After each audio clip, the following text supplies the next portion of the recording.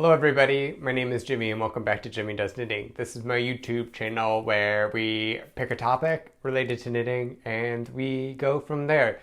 Today is the long anticipated part 2 of black sweaters. I've had so many that I decided to break it up into 2 videos for a little bit more whatever. So if you have not seen the first one, the link is down below. Go check that out and then come back and watch me.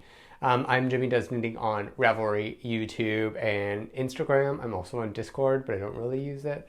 And Ko-Fi as well. So feel free to hit me up anywhere there.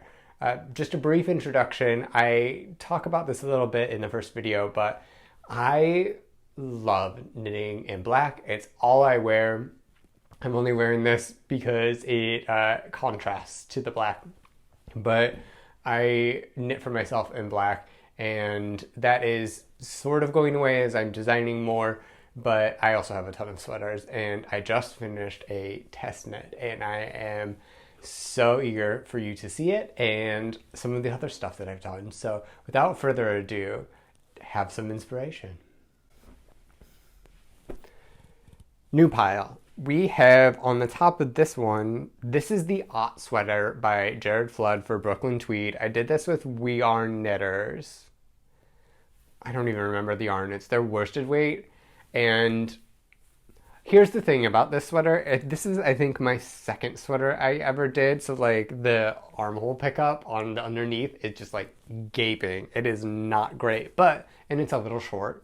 But it's a circular yoke. It's supposed to have color work. My idea was I'm going to do a plain version, and then when I get a little bit of like braver, then I would do the color work version. I never did the color work version, but the plain one is amazing. So this is super well written, and it fits so well. It fits me so good, and just like any other color work sweater, you can omit that. And you can just have a regular plain sweater if you want. That's what I did. But, I mean, look at this. Do you see this? This is an older sweater, but this pills like a mother. Like, it is so hairy. The We Are Knitters yarn. I try not to say much negative stuff publicly on this channel. The yarn is not great. It was very expensive. It's one of those things where I was early on in my knitting journey, and those were like, you know, Brooklyn Tweed and We Are Knitters were things that were popping up in my feed at first. And the yarn is just not good. It pills so bad. And for the price that I paid for it, it almost immediately pilled. And it continues to pill. And like for the price that I paid for it, I think it's absolutely outrageous that it wears like this. But it's so comfy and it fits well. So I continue to wear it, but just not like anywhere too public. Maybe to like a friend's house, but I'm not wearing this to work or anything. Part of me wants to reknit this just because it fits so well, and I hate the yarn, but I go back to it. So do with that what you will. But that is the Otte by Jared Flood. And I think I knit this in like 10 days over Christmas break, so it was pretty quick. This one, so every morning, Mr. Does Knitting and I, not every morning, most mornings, Mr. Does Knitting and I go to this coffee place in our neighborhood, and we live in this like trendy, cool neighborhood. You know, we have this house the size of like your living room, but we live in a cool neighborhood, and the people there wear such nice stuff. And I wanted like an oversized boucle monstrosity. And I tried to actually first do this out of the Otte sweater, which I didn't plan this, but I tried to do the Otte sweater, but because it's black boucle, I couldn't see anything. Like usually with the black knits, I put on a light, and then you can like, it helps me see what I'm doing. I knit a lot by feel. But the point being is I couldn't see anything because it's black boucle. I mean, it's crazy. And I somehow, when I went to divide for sleeves, had like 80 extra stitches. And I was like, girl, there's no way that I can fix this. There's no way that I can do this. So I was like, I'm just gonna cast on. I knew my gauge, and I did this like drop shoulder thing. So what I did was, I did some knitting. I did a split hem, because cool, right? Once the front is, I think, shorter than the back. And then I did bottom up in the round because I knew that that way my stitch count wouldn't change.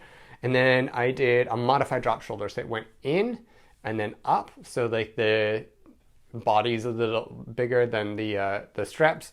And then I took a tip from Roxanne Richardson and I did the decreasing on top of the sleeve because you cannot see any stitches with this, and it helps a little bit with the shape of the drop shoulder, let's say, because normally it goes directly out, you know, and then it's kind of like, it would be like this, you know, the underarm slants up, but this is the opposite. So it slants down a little bit more in line with what a body typically has. So I used drops Alpaca boucle with this.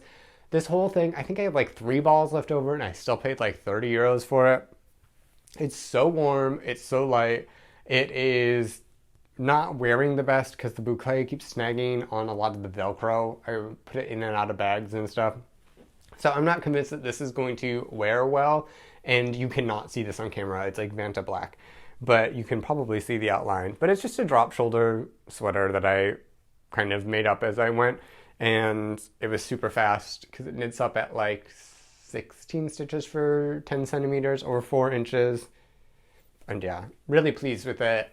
It's great. If it survives the season, then it survives. If not, that's also fine.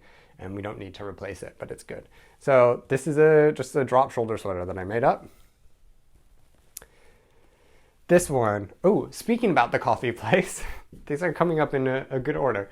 I made this because everybody wore last year brioche sweaters, and I have not had a brioche sweater. I did one brioche hat, and then I was like, I need a brioche sweater.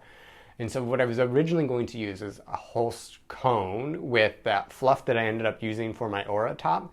And I was going to do the wind whistles by Les Garcons because that is roughly what they used, like in terms of yarn weight and composition for their original sample. They did some Shibui collab, which no longer exists. But the sweater is beautiful and I wanted to knit it. It is a continuous continuous set-in sleeve. So it has this really nice detailing that Vincent did on this. It is so good. And it fits beautifully. The problem with the other yarn is that I had like 2 different dye lots and I needed to buy more, and I didn't like the yarn combination enough to really like invest that much. So I went to Retrosaria Rosa Pumar, which is one of my favorite yarn companies, and I bought some Vovo from them, which is a sport weight. This is, you know, supposed to be a DK-ish weight, but I went on a sport weight and then I went down some needle sizes, I believe. Just because my gauge swatch, it was supposed to be like 17 stitches per inch, and I was getting like 14. I don't know, it was off. Which is also not the gauge that the final garment was in, so this was a lot of like very educated guessing. And then for the yarn amounts, I went for, there were a couple of DK weight brioche sweaters that had like, you know, the yarn amounts that they use in it. So I ordered that much yardage out of the Vovo, which is a sport weight. So I went down, I don't know. Anyway, I played with some mass, but this thing fits beautifully. It is a wonderful sweater. Like the shoulder hits exactly where it needs to hit. The yarn feels great. It's by it's like I'm going to pronounce it wrong. It's like the Compansia sheep. It's not merino. It's like a Iberian breed, I think Portuguese breed maybe, that is really nice. And so I would highly recommend this.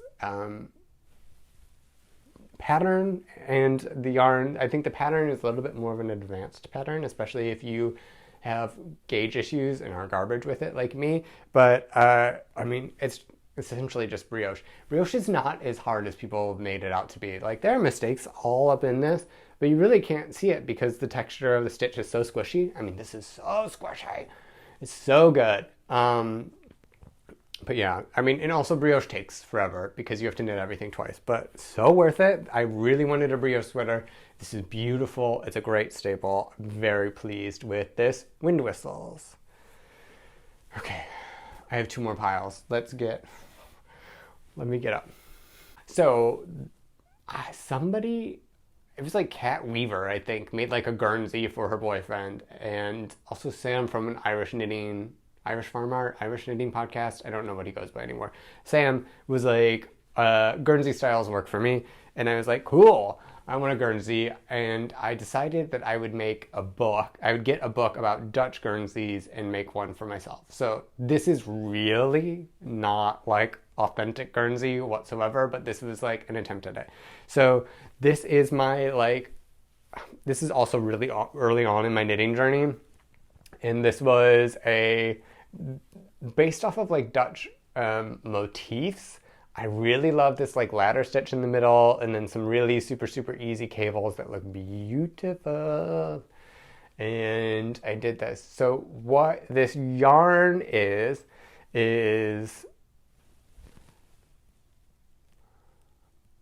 Rowan felted tweed. And I knit a whole other sweater with it, which we will not name, and I ripped it out.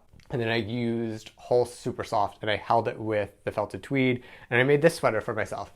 And it is fantastic, and I love it. What I have done is I have 2 different videos about me fixing this sweater because I love it. I love how it feels, but it didn't fit well, or some things happened with it. One, the alpaca content of the felted tweed grew a little bit, so I redid the hem because it was too long. I cut off actually about like that much of it, and the way I cast on was kind of garbage because I didn't know what I was doing, and so it really like cinched in a lot, and so it was like too long, and it was sort of like bubbling up. So I've redone the hem, and then I also did an amount of stitches for the neck that was way too wide. So like, as you know, soon after I finished it, it was like here, which is not cool. So I redid the neckline as well, and I did this little folded neckline for it. So I have videos of me repairing that on this channel somewhere. But I love this. It's like dense, felted, warm. It's sort of a nod to where I live, and I think it's wonderful. So Black Guernseys. I'm also making like my magnum opus, or big project this year is a traditional Cornish Guernsey, like historically accurate. And this was a good first step, I think. And now knowing what I know, I can do a much better job. So I have resources for that. I have yarn right over there that needs to be knit up, and I'm so close to casting it on, and I'm very excited about that. And then I think I will also do, based on that, like a Guernsey pattern, and then put it out. Not the exact same thing, but whatever. Anyway, that's in the future. Highly recommend this. I think these are wonderful sweaters for men.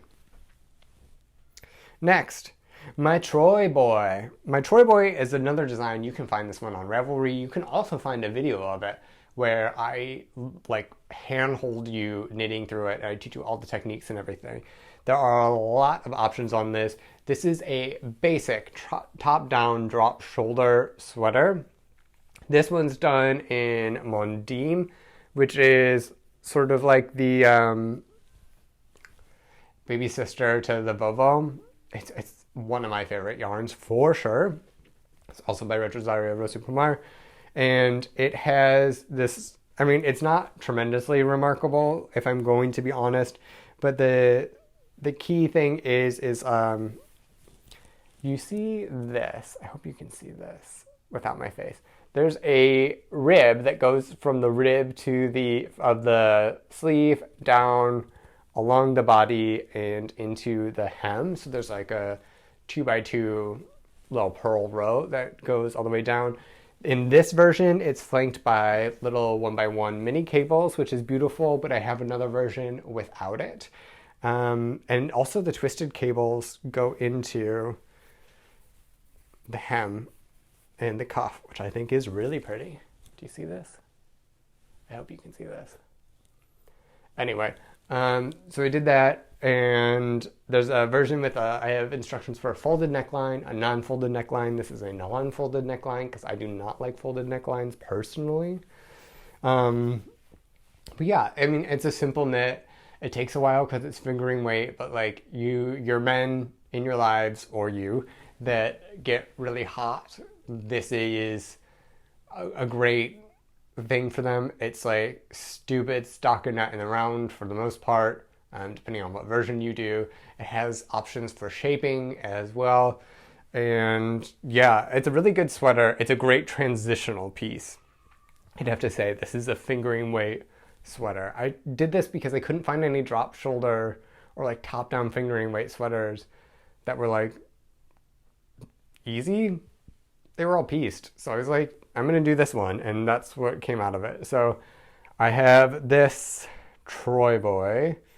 We have the Ryu, this one. Let's talk about this one. So this is by a Japanese designer that I really don't know how to pronounce. And the English translation has some bumps in it, but overall it's pretty good. This is a top down in the round.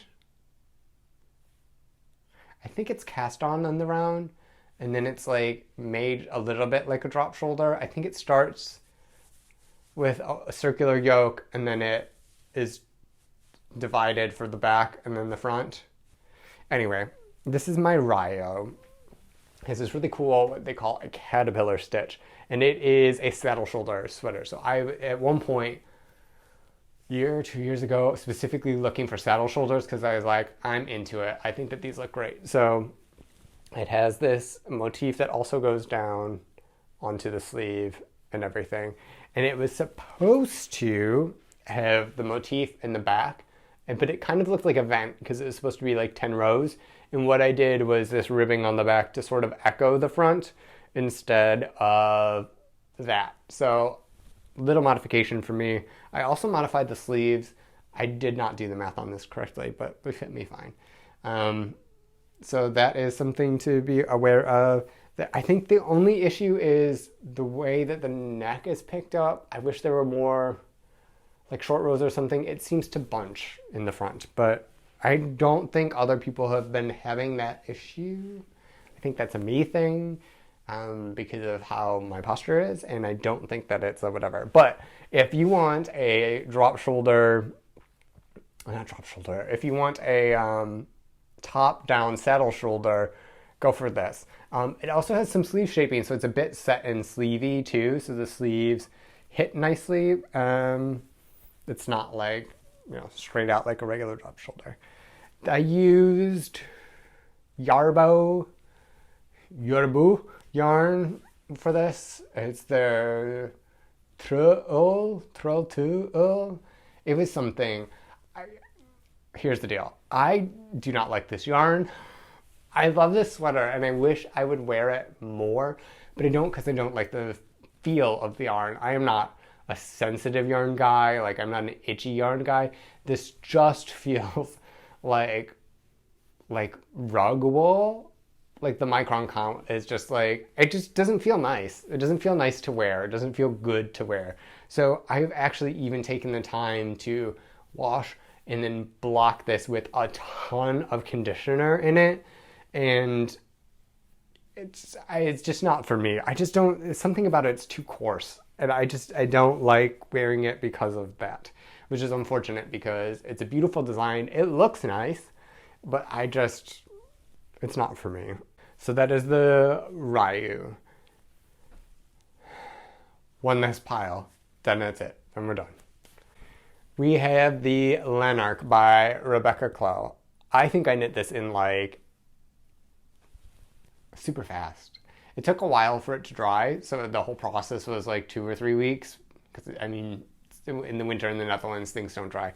And I needed to sew in the front zipper, but it's like this little, it's a top down, it's a drop shoulder thing. It has this half fisherman rib, which is like half brioche stitch, and it's so squishy, and I love this. I think I did this and I was so obsessed with it that I wanted a brioche sweater, which is why I did my wind whistles. But it has this collar that unzips, but it like stands up. I think you've all seen this. If you're watching this video, you've seen this. But and it has a really cool way of constructing the top. Super into it. I did not know if I was into it at first. I was like, I'm either going to absolutely love this or absolutely hate it. I don't want to spend a lot of money on wool. The answer is I love it. But I did not spend a lot of money on wool. So I got Drops Daisy, which is their non-superwash merino, and I think I did this whole thing for under 30 euros. It was like super cheap, but the problem is it's super cheap. Remember how I was talking about the Otte sweater and how the We Are Knitter is just like pilled? This one I knit at the end of the season, and it hasn't had a lot of wear. And there's so much wear kind of by the zipper and like under the underarm. There's a lot of pilling, way more than I would expect for the amount of wear that this has had. And as you can see, I've knit a lot of sweaters, so I have a general idea of how things are supposed to wear. So this is not like the most sturdy, like hard wearing yarn, and I will use this until it is dead, and then I will probably reknit it in some mota, because this in the mota, that would send me over the edge. It was such a pleasure to knit, and then with the mota, I'm telling you, all bets are off. All bets are off. But I mean, it's super clear. She has great videos. I think the one thing that I would say about the Crayobea's patterns is maybe she over-explains some stuff. I think that's probably like my biggest complaint, is she tries to over-explain some stuff. I like a more sparse pattern, let's say.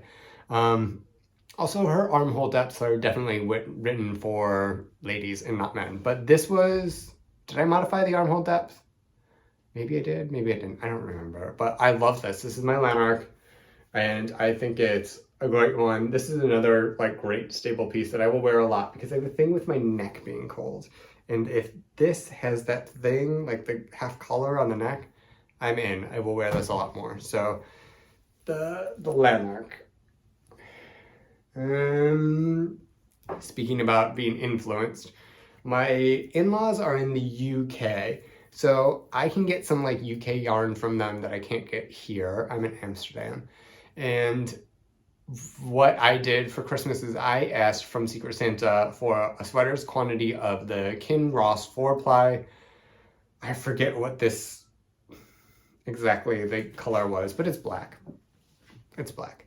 And so I have had this jumper in my Ravelry queue for a while. This is the Culm by Fiona Alice, and it is really nice. It has like a moss stitch, seed stitch, seed stitch pattern all over, but then it has this really pretty like front, and then it has some nice ribbing where it has a little bit of eyelet. I don't know if this is coming off or not. And so I was influenced for the Kinross 4-ply. Everybody's like, this is so soft. It's a great yarn. I think it's a wonderful yarn, and it feels good. I probably would not go out of my way to buy it, like request some from the UK and import it, because I think that what's available to me here, I can also find alternatives that are just as good. But this is a nice yarn. This is, if you can get your hands on this yarn, I would highly recommend it. But this one was a doozy. So something about the gauge of this was really off, and then it is knit for a woman's body for sure. So I had to modify the width in general. I didn't do any of the increases. I had to extend the yoke and the body because it was quite cropped. And then I had to rearrange some stitches in addition to doing different stitch counts on the body, because sorry, there's so much with this. The front is meant for people with a chest, and I've got nothing. I've got nothing, not even like workout. I've got nothing. So I made the stitches even on the front and back to the amount of stitches that would give me the schematic measurement that I wanted.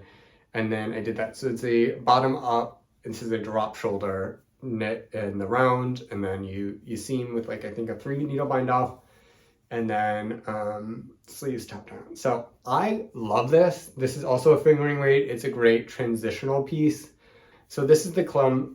I mean, it's beautiful. It's beautiful. It fits great. I also modified the sleeves because there's something weird with the sleeves. I forgot what the sleeves were. I have a whole drama about it. But I made it work for me, and it's beautiful, and the yarn is beautiful, and I will wear this when it's seasonally appropriate. Okay. It's been about an hour. We have one more and then we're out, okay? Next one is my Polder Hoodie prototype. So I have made a design called the Polder Hoodie. The last pattern review video I put out is hoodies. It's in there. Go check that out. And I made one out of Drops Nepal. There was this website that was having a drop sale, and I was like, I need this. And so I ordered like, I don't know, 4 sweater quantities of drops. That I like didn't need to do that because A, drops is inexpensive, and B, it goes on sale all the time anyway. But this is a really cool yarn. It's nice. It has a lot of alpaca in it, so it's quite drapey, and it's so comfortable. But the deal is I am trash, and I sit in my house in a hoodie all day, every day, and I love it. And I wanted to create a hoodie that I would love and wear, and I did. And this was the prototype.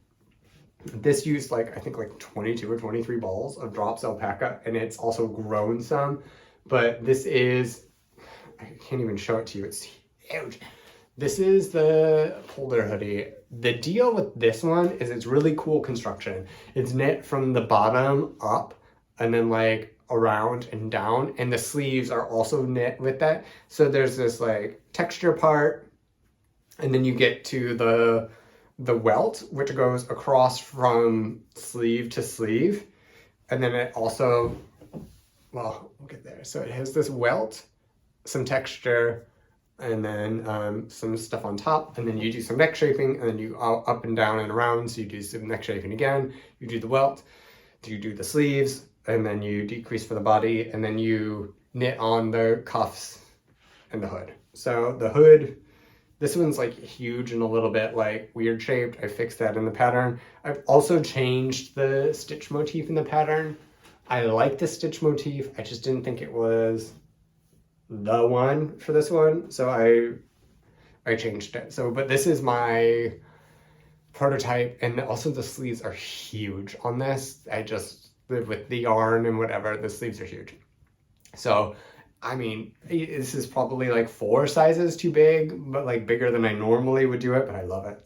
So the actual Polder Hoodie, those issues have been fixed, and it's much more manageable, and you use a lot less yarn. But I mean, if you're looking for a good black hoodie or good hoodie in general, I would suggest looking at the Polder Hoodie. And that's it, kids. Those are black sweater inspiration ideas. Those are the ones I have to hand.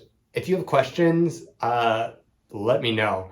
I'm happy to talk black sweaters with you any day, anytime. It's just great. Look for the Black Sweater Club. Let's do something with this hashtag. Maybe a Black Sweater Club knit along. If you're interested in that, please let me know.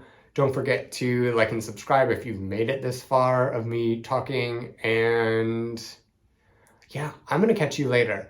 Be kind to yourself, be kind to others, and yeah, have a good time knitting. Bye.